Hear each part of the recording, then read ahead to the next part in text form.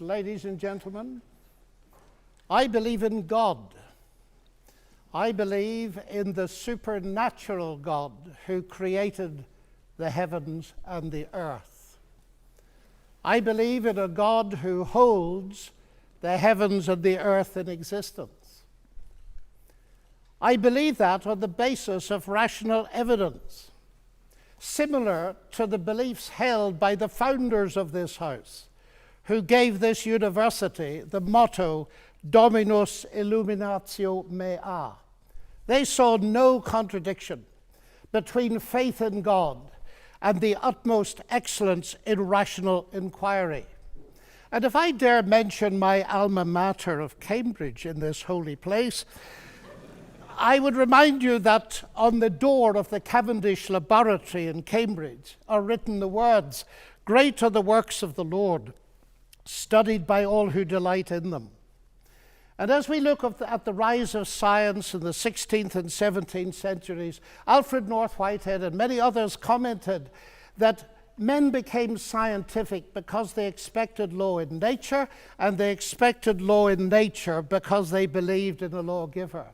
So, ladies and gentlemen, I'm not ashamed of being both a scientist and a Christian, because arguably Christianity gave me my subject. What I am amazed at is that serious thinkers today continue to ask us to choose between God and science.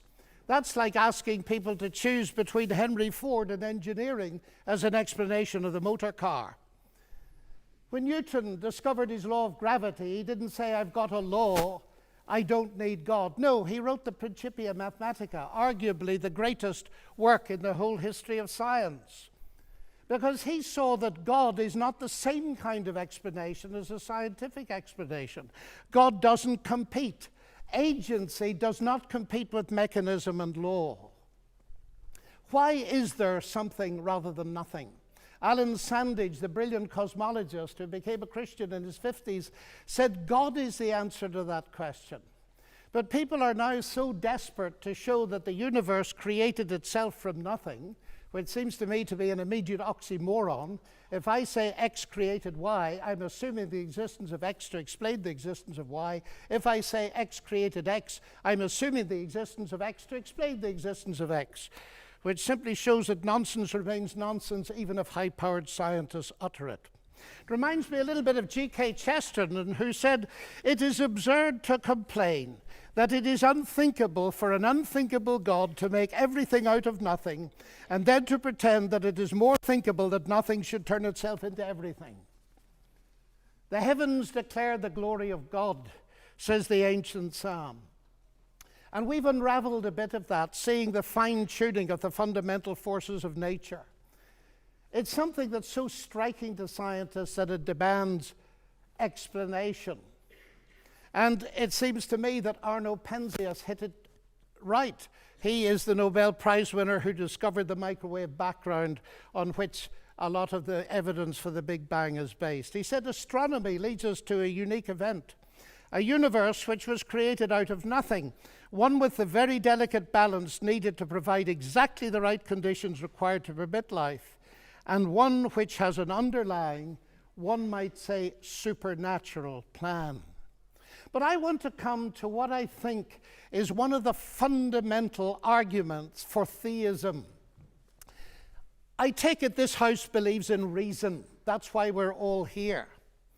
And as a scientist, I believe that the universe is rationally intelligible. That is something that has struck some of the geniuses of science as demanding an explanation. Einstein said the only incomprehensible thing about the universe is that it's comprehensible. And Wigner talked about the unreasonable effectiveness of mathematics. How is it that a mathematician thinking in her head in here can come up with equations that seem to fit the universe out there? Well, how is it indeed? Because the irony of the atheist position here is evident. My atheist friends, and I have many of them, tell me that the driving force of evolution, which eventually produced our human cognitive faculties, reason included, was not primarily concerned with truth at all, but with survival. And we all know, ladies and gentlemen, what has often happened and still happens to truth when individuals or commercial enterprises or nations feel themselves threatened and struggle for survival. A leading philosopher, Alvin Plantinga of Notre Dame, says if atheists are right that we are the product of mindless, unguided natural processes, then they have given us strong reason to doubt the reliability of human cognitive faculties, and therefore inevitably to doubt the validity of any belief that they produce, including their atheism. Their biology and their belief in naturalism would therefore appear to be at war with each other in a conflict that has nothing at all to do with God. Yet my atheist friends still insist that it is rational for them to believe that the evolution of human reason was not directed for the purpose of discovering truth. And yet it is irrational for me to believe that human reason was designed and created by God to enable us to understand and believe the truth. Curious logic. By contrast with that, biblical theism asserts that ultimate reality is personal and intelligent, and the reason science works, and this was the motivating force that drove the great pioneers of science, is that the universe out there and the human mind in here that does the science are ultimately the product of the same intelligent divine mind. Human beings are made, we are told, in God's image, and that means that science can be done. That makes infinitely more sense to me as a scientist than atheism does. Now let me come briefly to ethics. Ethical behavior, like rational behavior, of course, does not itself require religious belief.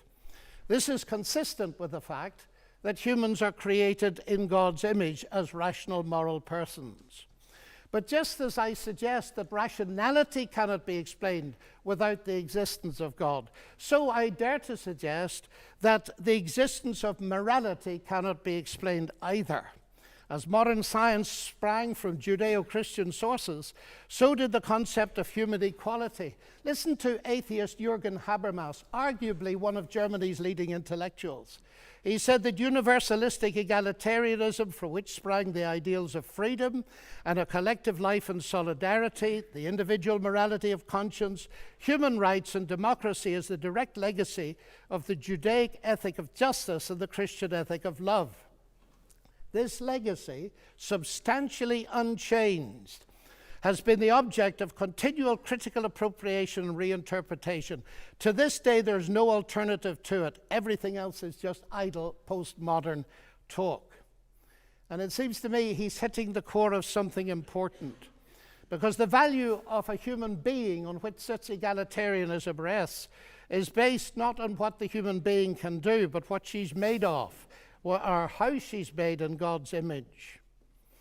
I never forget speaking on one of my many visits to Russia to a colleague in the Academy of Sciences.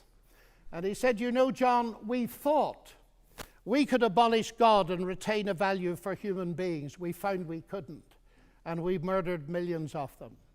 And Alexander Solzhenitsyn has said, "If I'm asked, why is it that 60 million of my fellow countrymen were sacrificed?"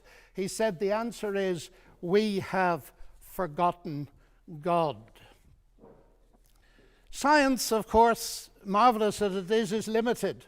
Even a Nobel Prize winner, by analyzing a cake, cannot tell why it was made. But Aunt Matilda, who made it, can tell you. She can reveal it to you. But if she doesn't reveal it to you, you'll never know. And that brings me to my next evidence. It's the same with the universe. We can analyze it magnificently. But ultimately, if it has a maker, and I believe it has, only he can tell us what it's all about.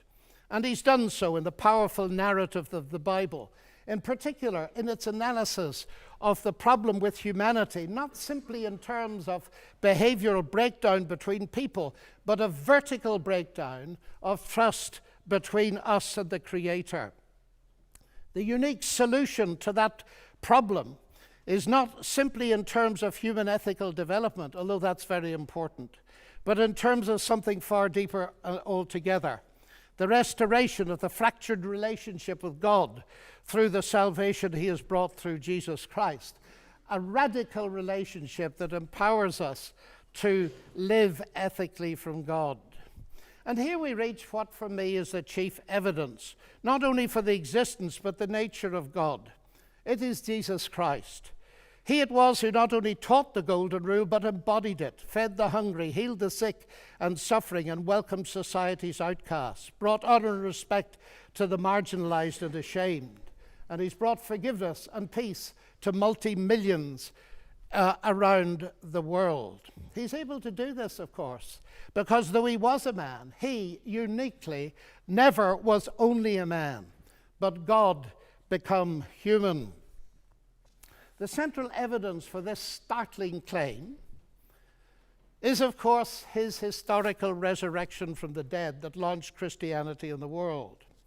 This is, of course, ladies and gentlemen, a crunch issue. If Jesus rose from the dead, death is not the end and atheism is false. If Jesus did not rise from the dead, Christianity is false. And I remember at Cambridge as a student listening to the brilliant Sir Norman Anderson, a legal expert, going through forensically the evidence from his legal perspective as a brilliant lawyer. And he said at the end of it, "The empty tomb, then, of Jesus forms a veritable rock on which all rationalistic theories of the resurrection dash themselves in vain." Just finally now, as I read the Bible, I do not only find intellectual satisfaction, but I find a great deal of that. I sense the voice of God speaking to me. You say that's intensely personal. But ladies and gentlemen, we've been asked tonight about belief in God. And I want to strongly emphasize that God is not a theory, he's a person.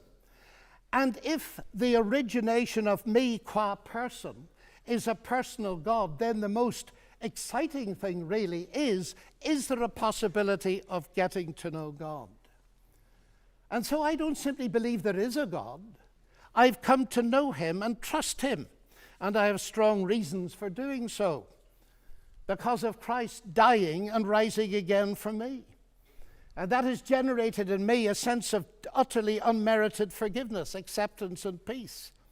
That has enabled me to face the ugly side of my own nature, and with God's help to do something about it. But it's enabled me to face something else. The hardest problem I face as a Christian is the problem of evil and pain. My niece getting a tumor at 22 that kills her. What do I say to my sister? And this is the hardest problem we face. But it seems to me that atheism here has no answer, because by definition, atheism believes that human death is the end, so there is no ultimate hope. But you see, ladies and gentlemen, we could stay here till midnight and beyond arguing, as has been done in this university for centuries, what a good God should, might, would, could, if not, possibly might, just could he not have done, and we'll get nowhere. So it seems to me there's another question we can ask, and it's this. Granted that life presents us with a double picture. We see some beautiful things. We see some ragged edges. We see hurt and pain, and we see joy. How can we come to terms with that? And it seems to me here is no simplistic answer, but a window into an answer, and it's this. If it is actually true that Jesus is, as I believe him to be, the Son of God, then we can ask the question, what is God doing on a cross? And the answer comes back at the very least. God has not remained distant from our human suffering, but has become part of it. And the other side of that is this. Because Jesus rose from the dead, he is going to be the ultimate judge. Now here's an irony, because atheism has no ultimate hope of justice by definition. The vast majority of people in the history of the world have died without justice and will die without justice. And if death is the end, then of course they have no hope of ultimate justice. But the promise in the New Testament, guaranteed by the resurrection of Jesus, is that he is to be the judge in the coming day. So, ladies and gentlemen, those are some of the reasons why I believe that God is real and worthy to be trusted. Thank you.